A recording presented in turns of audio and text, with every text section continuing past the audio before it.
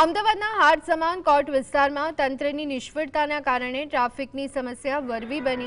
3 દરવાજાથી પાનપુર નાકા સુધી ગેરકાયદેસર પાથરણાવાળા અને આડેધડ પાર્કિંગનું અજગરી ભરડું જોવા મળી રહ્યું છે। વ્યાપારી મહાસંઘના પ્રમુખ મેઘરાજ ડોડમણીના મતે પોલીસ અને કોર્પોરેશનમાં વારંવારની રજૂઆત છતાં પરિણામ શૂન્ય છે। દુકાનોમાં પગથિયા સુધી દબાણો થતાં ગ્રાહકો અટવાયા છે અને વેપારીઓ લાચાર બન્યા છે। તંત્રની રહેમ નજર હેઠળ ચાલતી આ અરાજકતા સામે હવે વેપારીઓમાં ભારે રોષ ફાટી નીકળ્યો।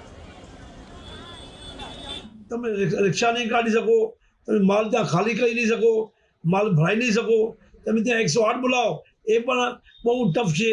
કોઈ ફાયર્સમાં કોઈ એવો હાદસો થાય એ ગાડી પણ નહીં જઈ શકે। એ નાના વેપારી ધંધો તો ઓલરેડી પહેલાં ઓનલાઈન બી ખરાબ થઈ ગયો, રિટેલ ચેનમાં ધંધો ખરાબ થયો। હવે આ નવી અમારી બીમારી આવી છે જેમાં ધંધો પર ઘણો અસર પડે છે।